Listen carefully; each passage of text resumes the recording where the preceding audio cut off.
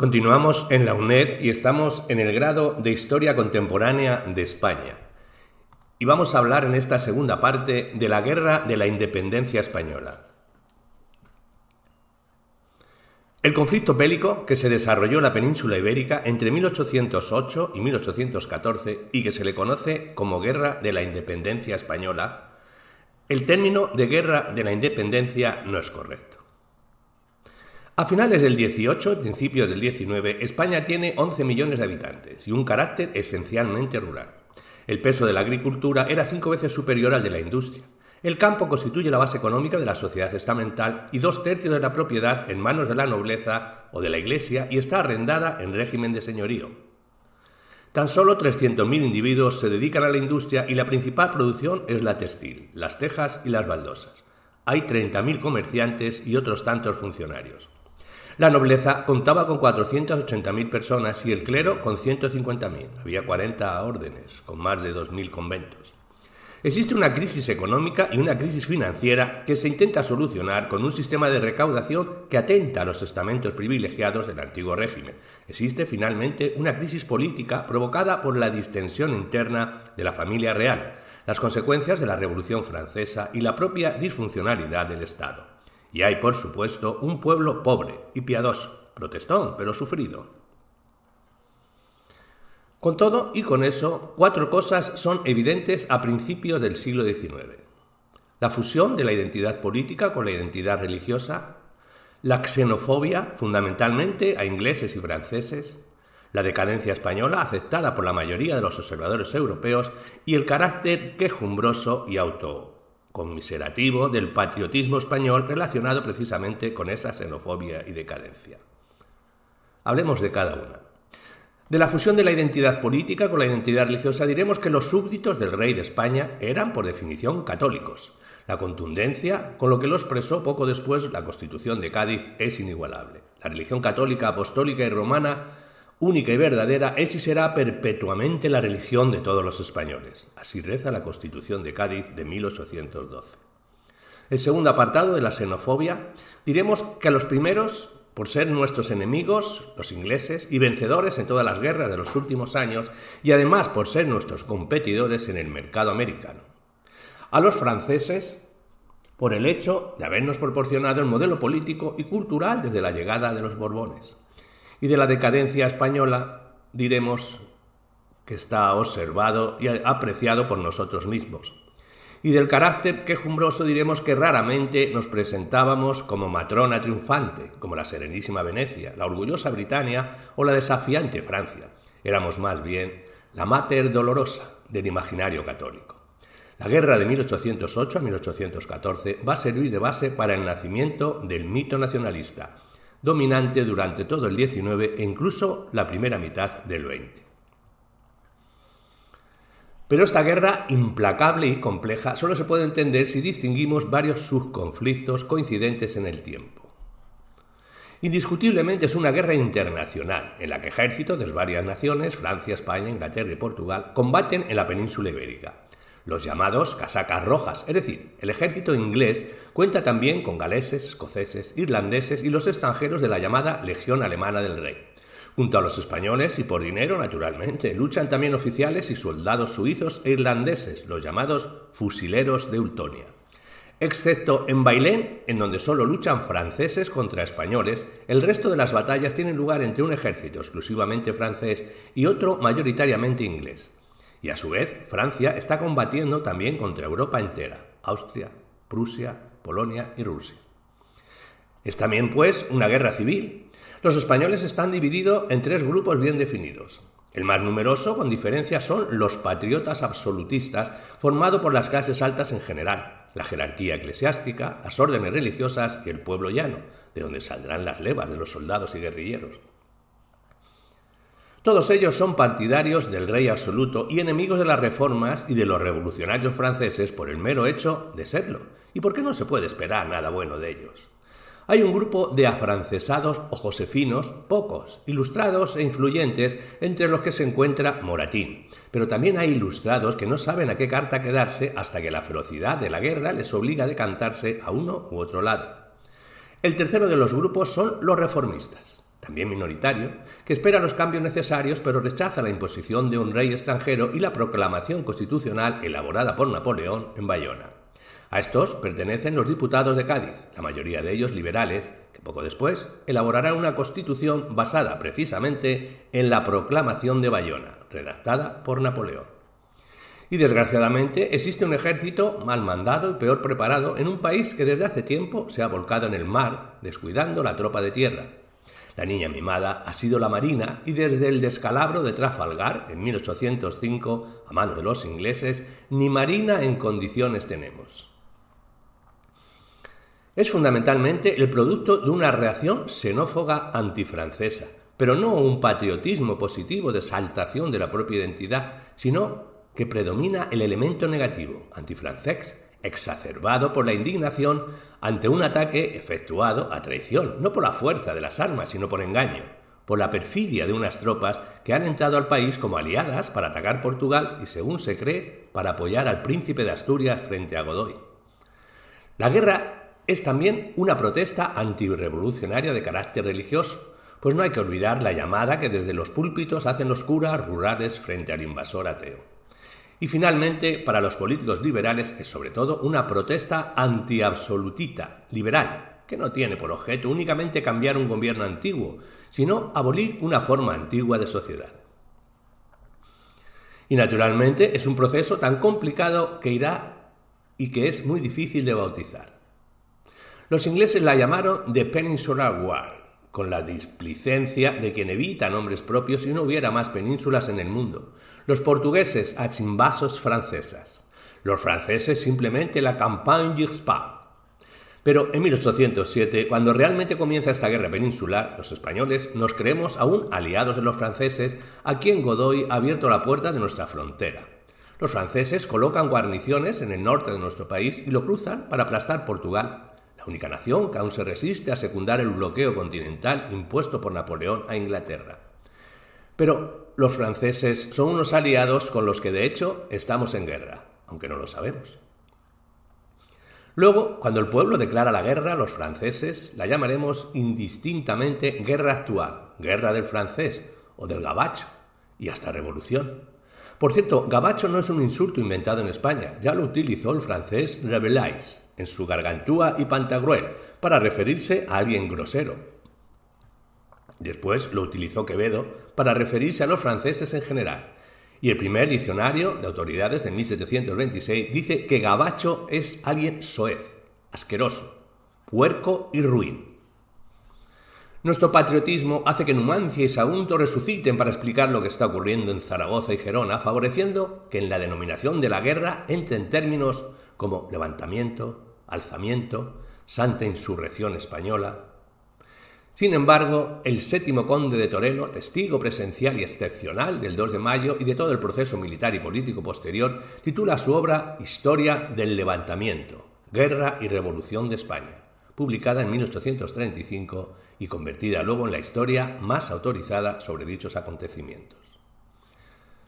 Es sólo a partir de 1850 donde se impone de forma clara y rotunda el término de Guerra de Independencia de España debido a historiadores como Muñoz Maldonado, Modesto Lafuente y Alcalá Gimeno y políticos como Madoz.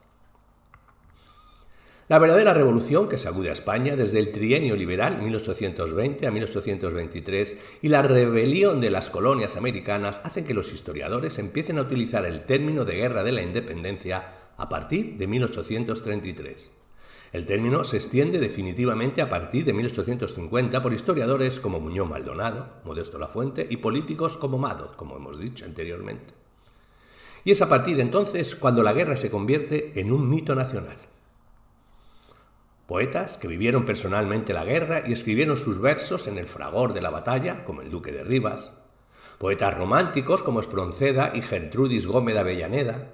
Las pinturas de Goya y Corbín. La famosísima Oda al 2 de mayo de Bernardo López García, 1866. Las narraciones literarias de José María Blanco White. Los primeros episodios nacionales de Benito Pérez Galdós. El nacimiento de la figura del Juan Español, el baturrico con la cabeza cubierta por un pañuelo, el sitio de Zaragoza de Cristóbal Udriz y el hecho de que, según Bautista Arriaza, la Virgen del Pilar, dijera que no quería ser francesa, contribuyeron a la elaboración del mito nacionalista de la Guerra de la Independencia. El nombre de Guerra de Independencia es, pues, un concepto cultural nacionalista que utilizamos para la interpretación de un hecho determinado, distinto, por supuesto, al concepto inglés, portugués o francés que explica el mismo hecho. Si la denominación se toma literal, es una abierta deformación de los acontecimientos, pero sirvió para reforzar la visión de España en base al Estado que estaba en curso de formación. Es evidente que de haberse llamado Revolución o Guerra de la Usurpación no hubiera cumplido dicho objetivo. Pero los historiadores han acordado que la guerra de 1808 a 1814 se la llame de la Independencia, y así se la llama, y así se la llamará. En 1788, Carlos IV, con 40 años y 23 de matrimonio con su prima María Luisa, accede al trono. Carlos IV, abúlico y soso, de pocas luces y de una bondad rayana en la estulticia, y está sometido por entero a su esposa María Luisa, frívola, autoritaria y con ansias de poder. Carlos IV da los asuntos de Estado en manos de Florida Blanca, que también fue primer ministro de su padre, pero es María Luisa quien dispone de dar cargos y distinciones. Ella es quien manda. A Florida Blanca seguirá Aranda y a este Manuel Godoy en 1792. Del cuadro de Goya, de 1800, trasluce un Carlos IV que parece no enterarse de lo que hace en medio de su familia cuando lo que realmente quiere es irse de caza.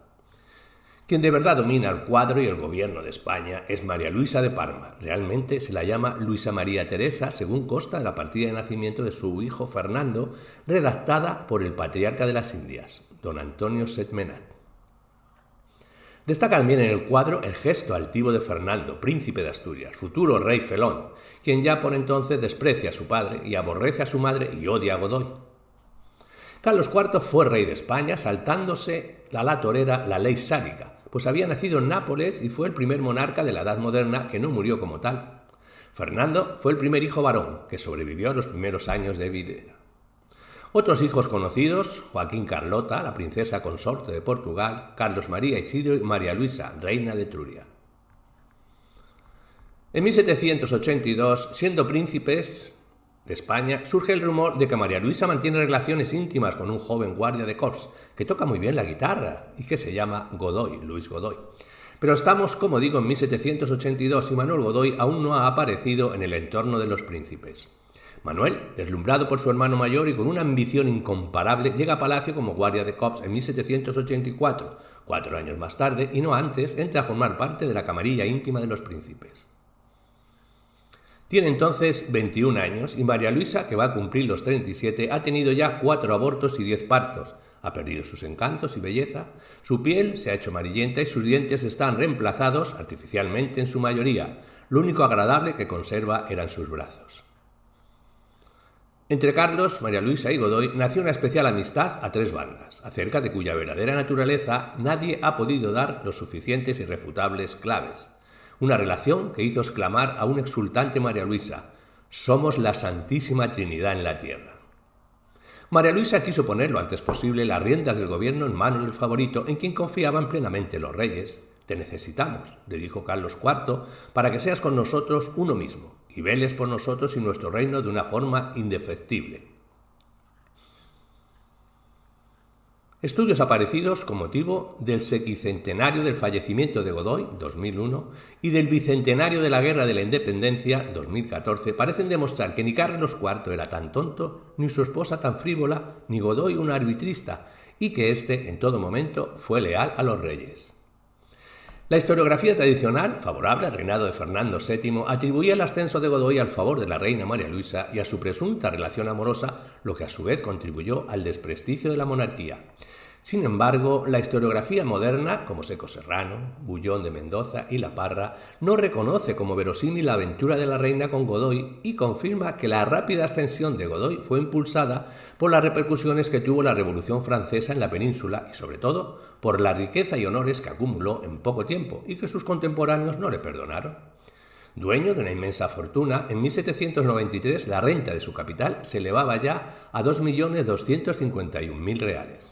Tenía 2 palacios en Madrid y tanto en Aranjuez como en El Escorial, palacetes junto a la residencia de los reyes. Llegó a poseer más de 1.000 cuadros, entre ellos el Cristo de Velázquez, la Venus del Espejo y las 2 Majas de Goya. Primer ministro desde 1792 a 1797 y de 1801 a 1808. Nombrado en 1795 príncipe de la paz. Según los historiadores modernos, esos fueron sus pecados y el motivo del odio acumulado contra él por parte de la nobleza, iglesia y burguesía conservadora, odio que se encargaron de transmitir al pueblo llano. No hay ninguna prueba fehaciente para afirmar que María Luisa tuviera los amantes que se le atribuyen: Portocarrero Palafox, Agustín de Lancaster, Juan Pignatelli, un tal Diego, guardia de costa y por fin a Luis y Manuel Godoy, atribuyéndole a este último la paternidad de los infantes Isabel María y Francisco de Paula. Pero a pesar del aspecto de María Luisa, sus 37 años y de que entonces Godoy solo tenía 21, los infantes Isabel María, 1789, y Francisco de Paula, 1794, tienen un incidente parecido con Manuel Godoy. Se hablaba sin tapujos de que Godoy era amante de la reina e incluso se apuntaba que el mismo rey no era inmune a los encantos eróticos del valido. De ser así, dice José María Solé en su libro Los pícaros Borbones, Godoy había logrado cumplir una doble prestación física con la real pareja. En la novela ganadora del Primer Planeta 1985, Yo, el rey, Juan Antonio Vallejo Nájera, pone en boca de Josefina lo siguiente: no lo llaméis ménage à trois, llamadlo como lo llama el emperador, flaquezas de la afección. Las cortes de Europa llevan años escuchando esa historia como algo vergonzoso y sucio. De todos los amores, el que parece más intenso es el rey Carlos por don Manuel Godoy. Fray Juan Almaraz, confesor de María Luisa, acompañó a los reyes en su exilio por Italia, ya que Fernando VII no les dejó regresar a España una vez derrotado Napoleón. María Luisa ordenó a su hijo por testamento que le pagase una manda de 4.000 duros al sacerdote, pero el rey se negó a hacerlo, y en el mismo documento instituía como heredero universal de sus bienes, no a su marido ni a sus hijos, sino a su amante. Al final, el confesor, enfadado y apurado económicamente, escribió a Fernando VII reclamándole el dinero y subrayando el secreto de que era depositario. Alguna importancia debió de darle Fernando VII a la afirmación del sacerdote, puesto que ordenó su arresto en el castillo de Peñíscola. Fray Juan Almaraz permaneció, por voluntad regia, en un calabozo aislado, sin hablar con nadie durante años. Solo cuando falleció Fernando, el preso se benefició de un indulto real, fue liberado y murió a los pocos meses en 1837. Pero si las lenguas callaron, los papeles quedaron guardados hasta que José María Zabala los recuperó e hizo públicos hace pocos años. Respecto al entonces príncipe de Asturias, después de Fernando VII, tan solo decir que es difícil encontrar en 2000 años una figura tan pérfida y miserable como la suya. Hemos de introducirnos lógicamente en la Revolución Francesa de 1789, centrándonos únicamente en las consecuencias que tuvo para España. Hablemos de ello. En 1789, al año siguiente de llegar al poder Carlos IV, se inició la Revolución Francesa, que supuso la abolición del antiguo régimen absolutista. Se suprimen los derechos fiscales de la nobleza y el clero, se redacta la Declaración de Derechos del Hombre y finalmente se elabora la Constitución de 1791, basada en la soberanía nacional y división de poderes, legislativo, ejecutivo y judicial. Al blanco de los Borbones franceses se añade en la bandera el azul y rojo del Ayuntamiento de París, y Luis XVI pasa de ser rey de Francia por la gracia de Dios a ser, por la gracia de Dios y de la Constitución, rey de los franceses. Durante estos primeros años de la Revolución Francesa, los ministros de Estado de Carlos IV son, por orden cronológico, Floridablanca y Aranda. Floridablanca, por miedo a que las ideas revolucionarias traspasen fronteras, establece el cordón sanitario a Francia.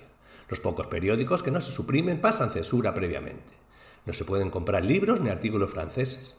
Jovellanos, esta época es maravillosa para meditar y escribir, pero no para publicar. Aranda le sustituye en 1792. Quiere sostener una política de neutralidad que no tiene arraigo y es sustituido a los pocos meses por Godoy.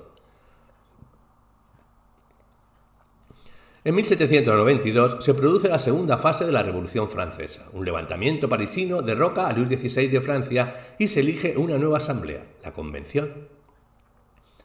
En 1793, Luis XVI y su mujer, María Antonieta, son ajusticiados en la guillotina. Godoy, al conocer la muerte de Luis XVI y ante el temor de que la revolución se extienda a España, declara la guerra a Francia. Es la llamada Guerra contra la Convención, 1792-1795. la invasión de Cataluña, Navarra y País Vasco por parte del ejército francés, el lastimoso estado de la hacienda española, el descontento popular creciente y la reaparición de sentimientos catalanistas y vasquistas hicieron deseable llegar a una rápida paz negociada, en la que también estaba interesada la República Francesa, agobiada por tener que sostener la guerra en distintos frentes. Fue la Paz de Basilea el 22 de julio de 1795, firmada por Godoy y por la que Carlos IV le concedió el título de Príncipe de la Paz. Desde la Paz de Basilea, España y Francia dejan las hostilidades, y en 1796, por el Tratado de San Ildefonso, España y la Convención Francesa firman una alianza militar contra Inglaterra. El resultado es que los ingleses, al mando del almirante Nelson, derrotan a la Marina española en el Cabo San Vicente, febrero 1797, y España pierde su flota de guerra, con lo cual, a partir de entonces, queda desprotegido el comercio con América. En los 2 años siguientes, 1797 al 99, Francia, ocupada en las campañas de Egipto e Italia, dirigida por Napoleón, no precisa la colaboración militar española y se produce cierta mejoría de la economía española. Pero en 1799, Napoleón Bonaparte toma el poder haciéndose nombrar primer cónsul y recibe poderes absolutos. Desde este momento, España será una comparsa ante la política expansionista de Bonaparte. Y Godoy secunda todos los proyectos de Napoleón. Primero, en octubre de 1800 se firma con Napoleón el segundo Tratado de San Ildefonso, en virtud del cual un ejército español, al mando de Godoy, ocupaba Portugal para cerrar sus puertos al comercio británico. Es la Guerra de las Naranjas, que recibe este nombre por el ramo de naranjas que Godoy hace llegar a la reina María Luisa cuando sitiaba la ciudad de Elvas. La campaña militar apenas duró 18 días entre mayo y junio de 1801. En ella, el ejército español ocupa sucesivamente una docena y media de poblaciones portuguesas, entre ellas Olivenza. La resistencia portuguesa fue mínima en la creencia de que España no tenía pretensiones territoriales. La paz se firmó en Badajoz, devolviéndose todas las plazas conquistadas a Portugal, con la excepción de Olivenza y Vilarreal. El acuerdo entre Francia y España preveía que Portugal cediera a España una o varias provincias portuguesas que representasen al 25% de la población para poder usarlas como moneda de cambio, Mahón, Trinidad y Malta. Pero esta cláusula fue obviada por Carlos IV de España, con grave disgusto de Napoleón. Carlos IV prefiere firmar la paz rápidamente, antes de que continuara la conquista de Portugal, pues su hija Joaquina Carlota es la princesa consorte de Portugal. Y es entonces cuando parece probable que Napoleón empezase a pensar en ocupar no Portugal, sino España. Segundo, en 1804, Napoleón, tras ser coronado emperador en ese año, decreta la guerra contra la Tercera Coalición, 1804-1806, especialmente contra Inglaterra. España apoyó a Francia y su flota cayó destrozada en octubre de 1805 en Trafalgar, ante la escuadra del almirante Nelson. De la Tercera Coalición era formada en el Reino Unido por Austria, Rusia y Suecia con el fin de derrocar a Napoleón del poder y disolver la influencia militar francesa en Europa. Para España, su alianza con Napoleón significó el hundimiento económico del país, el fin de la potencia naval española y la incomunicación con las posesiones americanas. A partir de entonces, los ingleses bloquean el comercio español con América. En cuanto al origen de la Guerra de la Independencia, diremos que no es el 2 de mayo de 1808 ni la noche del motín de Aranjuez de marzo de 1808. El origen hay que buscarlo en noviembre de 1806, cuando por el decreto de Berlín Napoleón proclama el bloqueo continental contra el comercio británico. A principios de 1807, media Europa está sometida al dictado del emperador y aprueba dicho bloqueo. Quedan España y Portugal. Godoy, a requerimiento de Napoleón, con el que seguimos aliados, y sobornado por él, como luego veremos, accede al bloqueo continental en febrero de 1807. Y para apoyar tanto el bloqueo continental como la alianza con Francia, 20.000 soldados españoles, al mando del Marqués de la Romana, son enviados al norte de Europa para vigilar puertos y aduanas. Es decir, una quinta parte del total del ejército español ha sido enviado por Napoleón al norte de Europa, asegurándose así, en caso de una supuesta guerra con España, menos efectivos enemigos. Solo queda por controlar Portugal. tradicional aliada y socio comercial de los británicos, que no atiende a los requerimientos napoleónicos y no se adhiere al bloqueo. En octubre de 1807 tuvo lugar la conspiración y el proceso del Escorial, unos hechos que no influyeron en la guerra, pero sirvieron para aumentar el desprecio que Napoleón sentía hacia los Borbones españoles. Para mantenerse en el poder y por miedo a que lleguen al rey acusaciones contra su persona, Godoy intenta la desunión entre Carlos IV y su hijo, el príncipe de Asturias. Para conseguirlo lo aparta totalmente de las tareas del gobierno, manteniéndolo en una constante minoría de edad política. Lo tacha de joven sin talento, sin instrucción, sin aplicación e incapaz, sembrando la desconfianza en Carlos IV. Y de esta forma, esto provocó el resentimiento, la indignación y desconfianza del príncipe de Asturias, que reunió en torno suyo, capitaneados por el eclesiástico Juan Escóiz, a todos los que aborrecían la privanza de Godoy o habían sido cesados en sus cargos, es decir, al partido fernandista, que lógicamente se oponían a la alianza francesa que Godoy defendía y que eran partidarios del bando pro-inglés. En octubre de 1807 tuvo lugar la conspiración, unos hechos que no influyeron en la guerra, pero sirvieron para aumentar el desprecio. ¿Qué pretende Godoy? Desheredar al príncipe de Asturias y conseguir un trono propio e independiente, y como Fernando es incapaz de gobernar y dado que sus hermanos son menores de edad, se autopropone como regente en caso de fallecimiento del rey Carlos IV. ¿Y qué hacen los fernandistas? Pues preparan un decreto firmado por el príncipe de Asturias como rey de Castilla con fecha en blanco, para el caso de que acaeciese la muerte de Carlos IV. Godoy se entera de esto y mediante un anónimo comunica al rey la existencia de una conspiración dirigida por Fernando para destronarle y envenenar a la reina. Enterado el rey, secuestra los papeles de Fernando el 29 de octubre de 1807 y un día después es arrestado como reo de alta traición. Godoy, al observar la reacción popular, que considera todo el asunto como una treta, se presenta como mediador entre padre e hijo, de tal forma que se le concede el perdón al heredero, aunque se ordena continuar la causa contra los cómplices.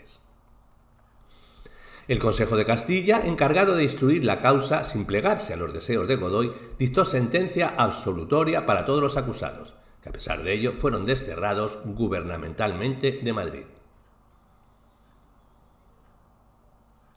Así pues, el llamado proceso del Escorial no fue más que una acusación calumniosa contra el príncipe de Asturias y no existió la supuesta conspiración, salvo en la malignidad del príncipe de la paz, sostenida por la pasión de la reina y la credulidad del rey.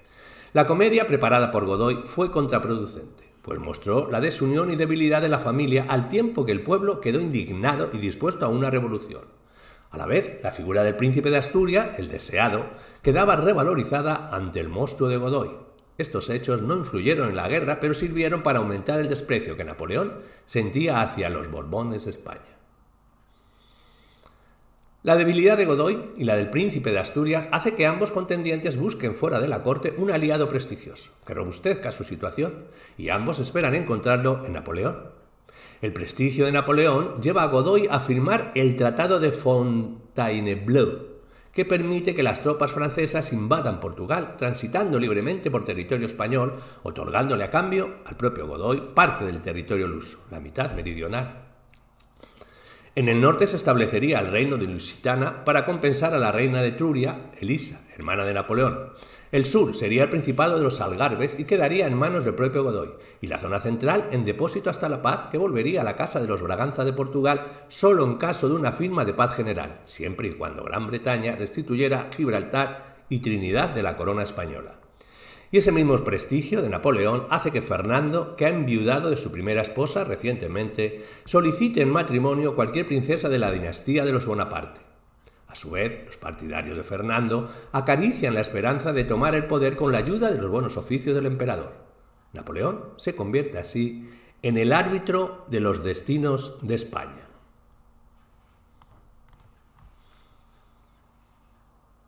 Se supone que es en octubre de 1807, al ser conocedor de las distensiones internas que acabamos de comentar y al recibir de su embajador el siguiente despacho. Toda España desea otro orden de cosas, todo el mundo sufre y espera con paciencia que el emperador se digne un día a ocuparse de este país para volver a poner las cosas en su sitio. ¿Cuáles son las razones? Las razones serían ampliar el arbitraje de los problemas familiares a todo el reino, yo arbitro el partido y yo lo gano. Afianzar y consolidar definitivamente el bloqueo continental, débilmente garantizado por el Tratado de Fontainebleau, y que España podría convertirse en potencial catalizador de la posición legitimista francesa. En octubre de 1807, y por el Tratado de Fontainebleau, el mariscal Junot acaba de entrar por Fuenterrabía, camino de Lisboa, y lleva consigo 20.000 soldados. 6 semanas después, desperdigados y agotados, los pocos miles de soldados que formaba la vanguardia bastan para tomar la ciudad y con ello el país. Cuando las tropas francesas llegan a Portugal, la familia real portuguesa ha embarcado hacia Brasil y casi toda la flota militar portuguesa los transporta. Poco a poco van llegando a Lisboa los soldados franceses rezagados y esperan además que lleguen 25.000 soldados españoles en apoyo de Junot, asegurando así, en caso de una supuesta guerra contra España, menos efectivos enemigos. Desde París se da por resuelto el problema portugués. Ha llegado el momento, piensa Napoleón, de quitarse de en medio al inconveniente de Godoy, engañar a los monarcas y al príncipe y ocupar España. Desde París se da por resuelto el problema portugués. Y con la excusa de reforzar a Junot, Napoleón ha enviado a España unas tropas que estaban acantonadas allende los Pirineos. Un cuerpo del ejército al mando de Dupont se dirige a Valladolid, otro al mando de Monchel, que se instala en Vizcaya, y un tercer ejército a manos de Dussemaire, que llega a Cataluña, todos ellos al mando del lugarteniente Murat. Se calcula en unos 100.000 hombres, el total de tropas francesas que hay en España en marzo de 1807 y que más por engaño que por la fuerza han logrado apoderarse de Figueres, Barcelona, San Sebastián y Pamplona. Los capitanes generales y los gobernadores de las ciudades ocupadas han recibido la orden de no dar a los generales franceses ningún motivo de queja, facilitándoles todos los medios de subsistencia, hospitalidad y transporte como buenos aliados que son. Y mientras, lo mejor de las tropas españolas está disperso por Portugal o defendiendo las costas del norte de Europa. Pero el desconocimiento de lo ocurrido, por la dificultad de comunicaciones y por la escasísima libertad de prensa existente, hace que la gente crea que los franceses vienen a proteger al príncipe. Y a medida que se van conociendo lo ocurrido en San Sebastián, Pamplona, Barcelona y Figueres, y la presencia cada vez mayor de las tropas francesas, va creciendo la alarma en el pueblo. Y en la corte, que está ahora en Aranjuez, los reyes se asustan, y Godoy duda al carecer del apoyo de 4 de sus 5 ministros, que ya se inclinan decididamente por el príncipe. Las pocas dudas que pueden tener los reyes y Godoy se disipan cuando llega a la corte destronada María Luisa, reina de Etruria, hija de los reyes de España, mostrando su opinión de que el designio de Napoleón es acabar con la dinastía Borbón. Ante esta situación, Godoy intentó convencer a todos ahora y por todos los medios a Carlos IV de que la única posibilidad era cambiar asiento a país seguro. Su plan consistía en trasladar la corte a Badajoz y desde allí a Sevilla o Cádiz para poder, en caso de necesidad, embarcarse hacia Mallorca o México con ayuda de Gran Bretaña. Al viaje se resistió el príncipe heredero, algunos miembros de la familia real como el infante Antonio de Borbón, dedicado hasta entonces a sus rezos, bordados y zambombas, y todo el partido fernandino. Su oposición al viaje se basa únicamente en la creencia de que el único interés del emperador es persuadir al rey para que ceda la corona al príncipe o al menos asociarlo al trono. Los partidarios del príncipe fomentaron también el miedo de Carlos IV a los alborotos callejeros a través de anónimos en los que se mostraba que los súbditos estaban consternados por la decisión real de huir a México. Pero toda la historiografía, desde el conde de Toreno hasta el profesor Seco Serrano, está de acuerdo en que de haberse llevado a cabo el viaje, la medida hubiese salvado la dignidad de la corona, abriendo al mismo tiempo nuevos derroteros a la historia de América.